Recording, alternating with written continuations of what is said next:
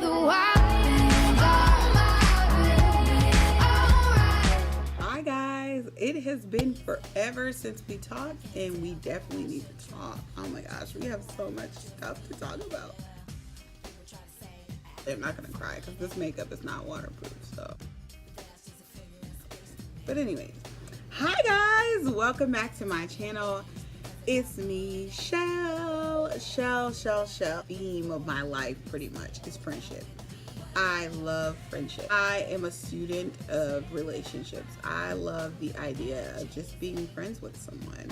So we are going to talk about some themes in my life, and we're just gonna chat about friendship. Here's the deal.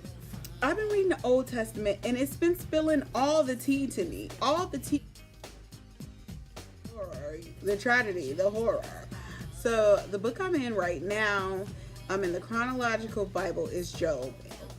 Fun fact.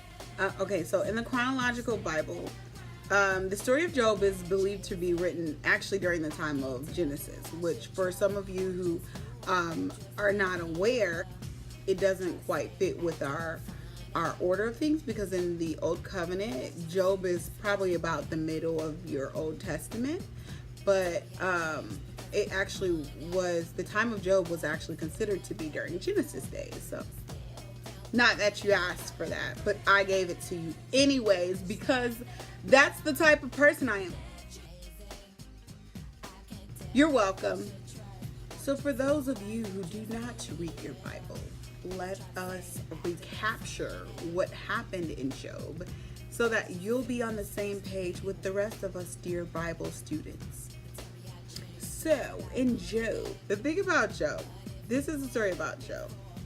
And because of this, Job is kind of like a scandalous book in the Bible, because it's a really close look at God's dealing with Satan before Jesus came. So it's very scandalous because people think of God as this big tyrant that just messes with people's lives without any direction and purpose, and then it's like, okay, let me just fix it all back. And it's because of the beginning part of Job. And for you, those of you who don't read, don't worry, I got you. We're gonna read this Bible together. Oh my gosh, such beautiful reading. I have never heard.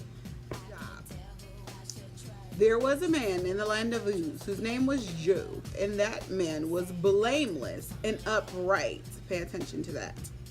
And one who reverently feared God and abstained from and shunned evil because it was wrong. And there were born to him 7 sons and 3 daughters. He possessed 7,000 sheep, 3,000 camels, 5 yoke of oxen, and on and on and on. He was rich. His sons used to go to feast in the house of each on his day or birthday. In turn, they invited their 3 sisters to eat and drink with them. Seems pretty normal, because that's what me and my siblings do. Let's go down a little. Now there was a day when the sons, the angels of God, came to present themselves before the Lord, and Satan, the adversary and accuser, pay attention to that, because an adversary means somebody who's not on your team, who's not an employee. It means someone who is against you. So pay attention to the word adversary. Pay attention to the accuser. This is just a short little catch up for Job. So there was a man named Job. He was righteous. Satan was walking the earth up and down. God said, my son Job is blameless. Have you seen him? So at this point, Satan's like, okay, bet. I'm going to touch everything he got. Took his money, his health, his clothes, his property, all of the good things that people could look at and say Job is blessed. People to this day will look at the things that Job had before Satan touched all those things and say Job is blessed. He had plenty of children, he was fruitful, he had hair, he didn't have leprosy, he had all his property, he was not in failing health, his kids were attractive, they were, rich, it was just all these good things that people look at and call blessings. But Job was blessed, and he had those things. God had already given him the biggest blessing, which is righteousness. The Old Testament has all the tea, the drama, everything that you can imagine. The Old Testament has it. So let's get into it. So Job loses all these things, and his friends come along and sit with him. I guess they were coming to comfort him, and for a while they did comfort him. But like most tragedy, when people are there with you and they feel by now you should be over it or whatever, people start to try to make sense of your tragedy. After a while, they're no longer grieving with you, and they're going to try to make sense. And that's what happened. His friends tried to make sense of what was going on. They were not even mentioning that the enemy had done this. They were mentioning that somehow Job had sinned. And Job, his focus was like, God, I've served you, and all this suffering is happening to me. And I identify with that so much because when I was in high school, I was sexually assaulted. My first sexual encounter was violent sexual assault by multiple men. And I hid it, I lied, I let people believe rumors about me because I was so ashamed. But I also had that moment where I was like, God, like, what did I do to deserve that? There are women who are willing to give themselves away. And I wasn't one of those women. I still don't understand that. I still don't understand why God didn't whisper in their ears and tell them to do that. Satan had everything to do with that rape. I have to reconcile that God is still good. God's hands are clean of that. Like, he could have intervened like he does in history so much, but he didn't. I don't blame God for that, but there are definitely times when I ask questions like Job, like, why did I have to go through this? Job lamented the day he was born. I went through times like that. Job was suicidal. I went through times of deep depression, despair, and suicidal thoughts. Last year, one of my favorite aunts passed away around my birthday, and it just took so much out of me. It sandbagged my entire happiness because I guess I wasn't expecting it, and I didn't even know she was sick. And on top of that, I had told her the last time I was in Michigan, I'm gonna come and see you. And I had driven all the way from Tulsa, which is almost like a 24-hour drive. Like, I was like, I'm gonna see you, Auntie. I'm gonna come by and see you and my uncle. And I just never did. And because I was so exhausted, and I was like, okay, next time I'm gonna definitely make it a moment to come and see her. Well, long story short, I lost her. That day I lost her, I had a friend that came over, and I just felt like that friend that came over really wasn't there to comfort me. And I was so upset. Like, I ended up yelling at her and telling her to leave. So I snapped on her, and from then our relationship really took some turns. I think I've been there. I understand the flighty friendships. I understand tragedy, the unexpected tragedy. I have been illegally evicted, so I have lost most of my earthly goods. Before in my life, I've been through homelessness. I've been through just tragic things that I have been through a lot. I've had people backstab me. I've had friends that were jealous of me. I've had people take advantage of me. Multiple occasions. I've been sexually assaulted by guys. I've been kidnapped. That later, 20 minutes later, 6. The list could go on. And everything in my life, like, I asked God why. I would ask God, like, in my heart, I never had the words to say it, but in my heart I would just be like, why? I've chosen to give you my life, and is that not enough? So I've been where Job is. It's all that to say that. So this is not to say I'm the perfect friend or that I was perfect in that moment, because in the moment I reacted. I was like, leave, don't come back, you're selfish, like, I don't even want to see you because what you've done is really upsetting. Like, I don't want to see your face, I don't want to know you. Basically in that moment I was just like, bye. Like, I never want to, like, at that moment I didn't want to see that person again. because I was hurting so bad. And I felt like, how could you be so selfish in a moment like this?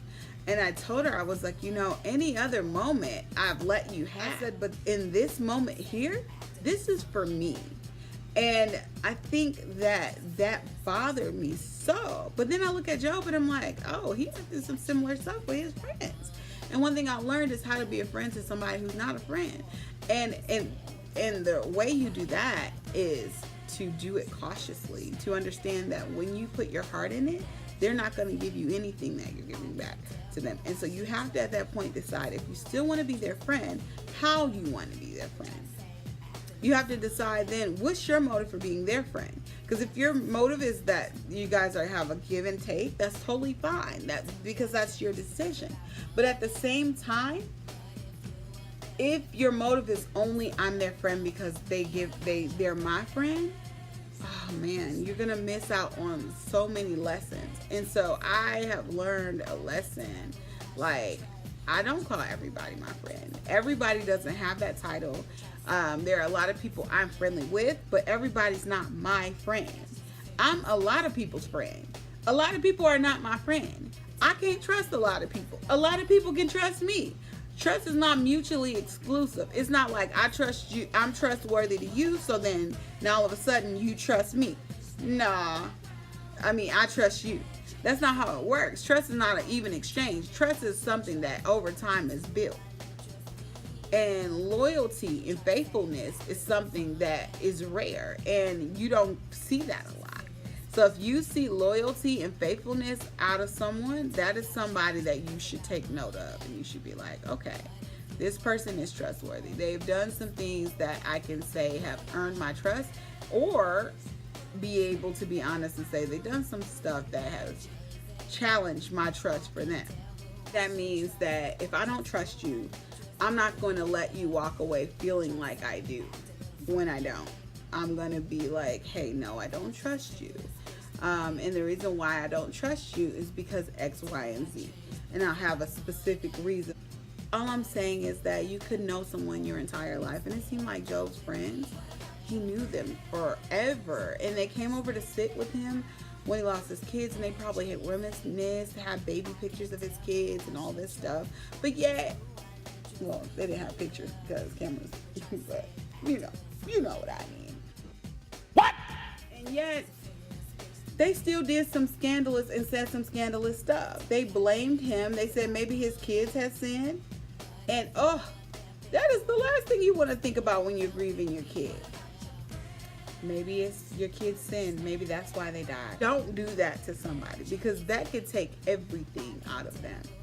Reading Job has opened my eyes to suffering, to human suffering, made me ask some questions that I still don't have answer to, and actually made me look at human suffering from a perspective of, am I viewing this right? God did some things or allowed some things that just were not fair. Like, why, God, why would you allow the enemy to touch all his stuff? God did redeem and restore him at the end, which is a beautiful story of redemption. And I just love how, his life came back together after it all. So through it all, one thing I learned in the life of Job is that God is a redeemer of your time. He will give you back everything that the enemy has stolen in his time.